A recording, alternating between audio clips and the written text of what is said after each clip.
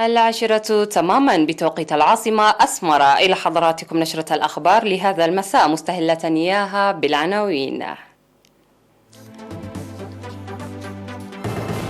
إصابة 3 مواطنين بفيروس كورونا اليوم.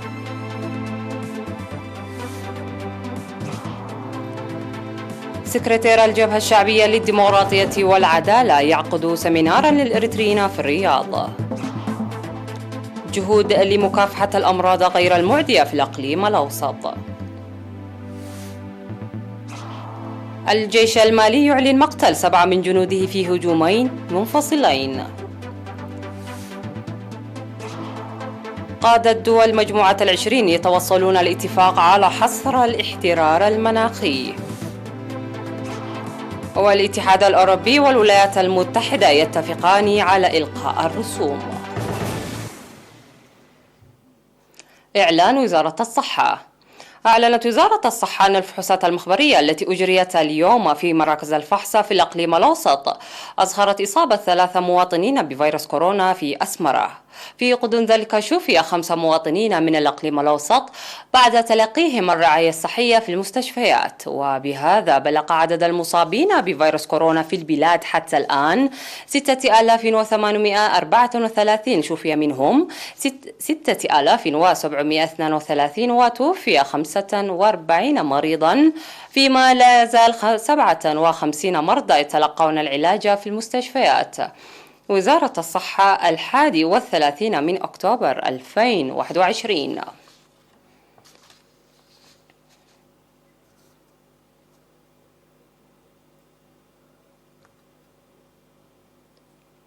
عقد سكرتير الجبهة الشعبية للديمقراطية والعدالة السيد الأمين محمد سعيد سمينارا يوم 29 من أكتوبر للإريتريين في الرياض وضواحيها. وقدم السيد الأمين في السمينار المنعقد بعنوان النفرة كضرورة مرحلية توضيحا موسعا في أوضاع البلاد وتطورات الأوضاع في الجوار والمنطقة والعالم، وحزمة برامج التصدي الوحدوي والسياسي والدبلوماسي والاجتماعي والتنموي والاقتصادي. وقال إن النفير والتصدي ليس جديدا للشعب الإريتري، وقد حقق دولة وهوية قوية مدعوما ببرامج التنمية والتصدي والتماسك القوي للشعب والحكومة، ومما لا شك فيه تجاوز المرحلة الجديدة بنجاح بالتسلح بهذه القيم. وذكر أن الجهود المتواصلة التي تقوم بها الحكومة الإريترية لإحلال السلام والاستقرار في المنطقة هي للمصلحة الوطنية ومصلحة المنطقة عموما، ويجري العمل لتطوير علاقات الشراكة في شعوب ودول الجوار. وأشاد السيد الأمين محمد سعيد بمساهمة الإريتريين في المهجر بتقوية التنظيم وتمتين الصفوف، معربا عن ثقته لتنفيذ فاعلة للمهام التي تتطلبها المرحلة الجديدة. وأجاب سكرتير الجبهة الشعبية للديمقراطية والعدالة في ختام السمينار على أسئلة واستفسارات الحضور.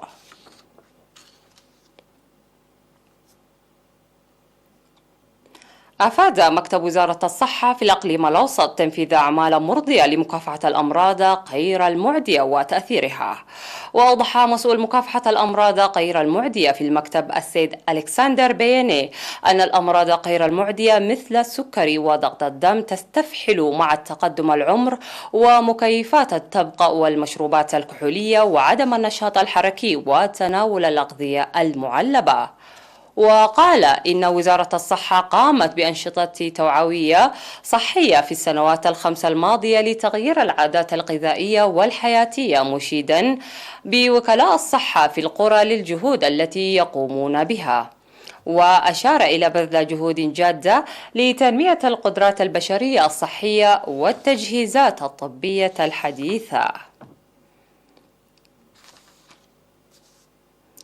نظم قسم الخدمات الرقابية في إقليم القاش بركة دورة تدريبية في مديرية قلوج لضمان جودة البذور المحسنة وتنميتها، وشارك فيها خبراء الزراعة من مديريات بارونتو وغونيه وهيكوتا وتسني وقلوج.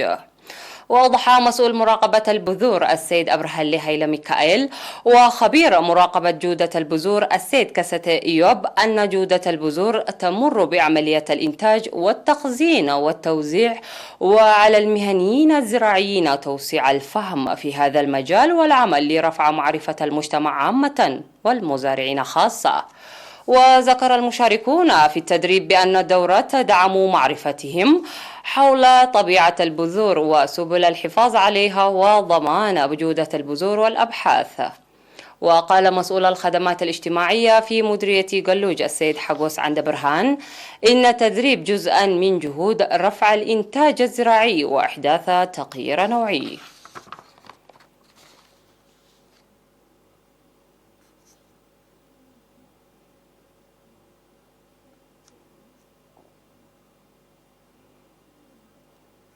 كرمت مدرسة حدنات المتوسطة في مدينة أسمر 11 طالب حصلوا على نتيجة مميزة في امتحانات الشهادة المتوسطة للعام الدراسي 2020-2021 و5 معلمين نموذجيين. وأوضح مدير المدرسة الأستاذ دانيال هابتي في الكلمة التي ألقاها في المناسبة التي جرت في 30 من أكتوبر وزعت فيها الأوسمة والشهادات التقديرية، أوضح نجاح 90% من 689 طالب جلسوا للامتحان، منهم 72% طالبات.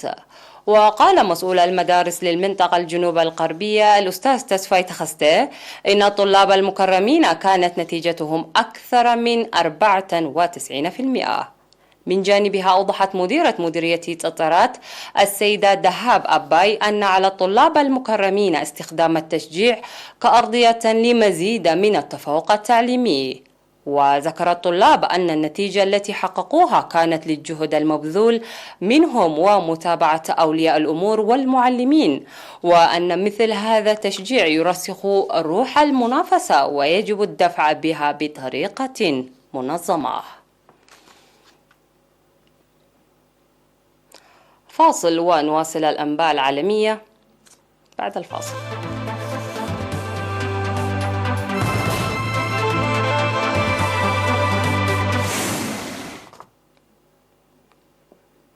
أعلن الجيش المالي مقتل 7 من جنوده في هجومين منفصلين في بلد لا يزال يشهد أعمال عنف جهادية.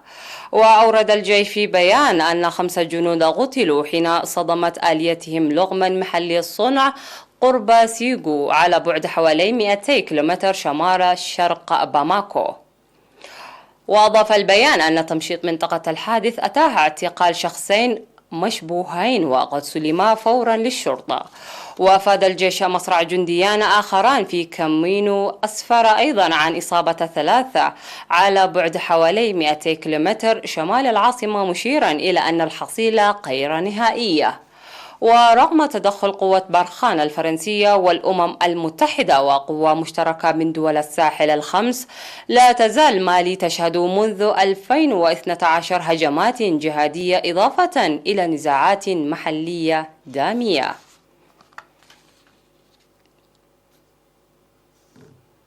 اتفق قادة دول مجموعة 20 على حصر الاحترار المناخي ب1.5 درجة مقارنة بمستويات ما قبل الثورة الصناعية وفقا لمسودة البيان الختامي. وتعيد مجموعة 20 تأكيد هدف اتفاق باريس، وهو الحفاظ على متوسط الاحترار بأقل بكثير من 2 درجة ومواصلة الجهود لحصره ب1.5 درجة فوق مستويات ما قبل الثورة الصناعية، حتى أنها ذهبت إلى أبعد من ذلك قائلة إن الحفاظ على هدف 1.5 درجة تحت السيطرة يتطلب إجراءات والتزامات كبيرة وفعالة من كل البلدان. وبضغط من الأمم المتحدة تلتزم المزيد من الدول الحياد الكربوني، معظمها بحلول العام 2050 وبعضها بحلول العام 2060 أو 2045. الصين وروسيا على سبيل المثال حددت أنها ستصل إلى الحياد الكربوني في العام 2060، وأستراليا وفرنسا في 2050.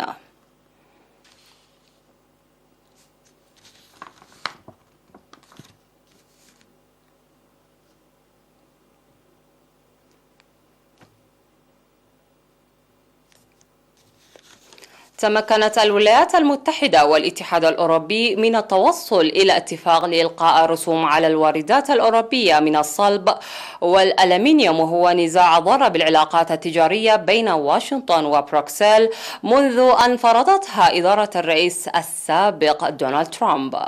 وأعلنت وزيرة التجارة الأمريكية جينيا ريموندو عن هذه الاتفاقية التاريخية التي ستبقى على تعريفات معينة، ولكنها تسمح لكميات محدودة من الواردات الأوروبية من الصلب والألمنيوم بدخول الولايات المتحدة معفاة من الرسوم الجمركية. وقالت الوزيرة في إدارة الرئيس جو بايدن من روما حيث يعقد اجتماع لمجموعة العشرين إن الإجراءات المضادة الإضافية التي أعلنها الاتحاد الأوروبي وكان مقررا أن تدخل حيز التنفيذ في الأول من ديسمبر لن يتم تنفيذها.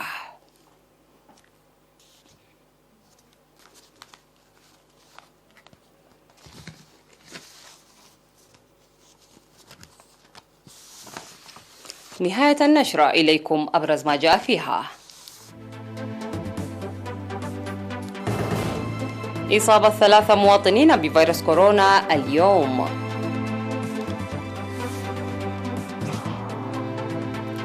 سكرتير الجبهة الشعبية للديمقراطية والعدالة يعقد سمينارا للإريتريين في الرياض.